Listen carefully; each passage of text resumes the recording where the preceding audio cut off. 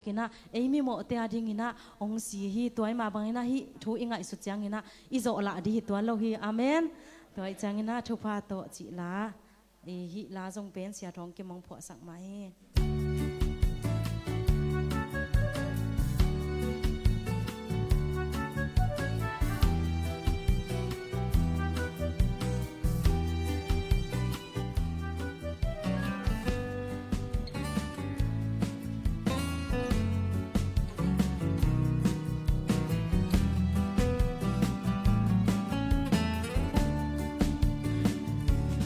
Siana tenin unna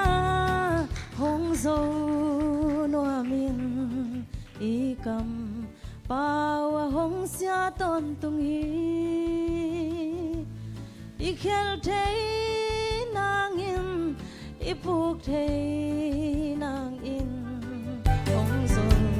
hong ke mong ta ton tung hi hong ham se te sam keep glowing to pato to get la hong bol sa te adin to get suck in siana le kilo na te kizo sak te wa ke illa to hoile to pato so ton tungin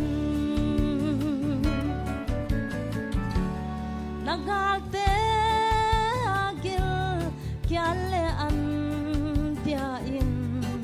adang atak le zong tui swayin siana te siana to chuk ki glowin tu hoi tu pha to zo ton tungin hong ham se te sam se ki glowin tu pha to chukin hong bol sa te adin chung a sak in siana le kilaw na te kizo sak te wa ke illa tu hoi le tu pa to so ton tungin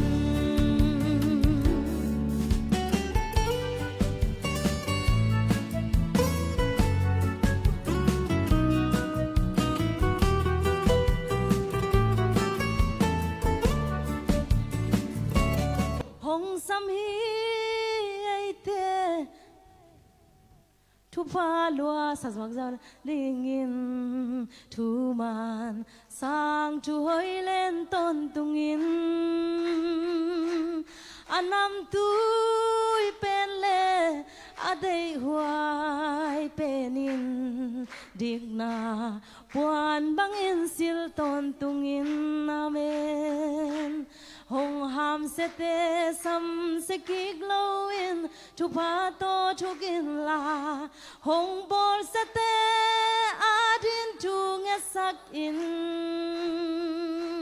siana le gilaw na te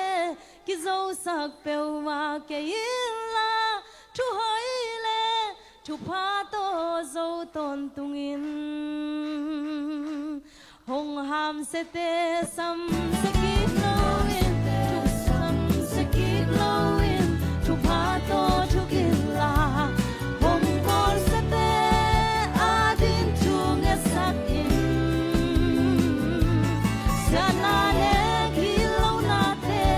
kizo sak te wa ke illa tu hoi le tu pa to so ton tungin tu hoi le tu pa to so ton tungin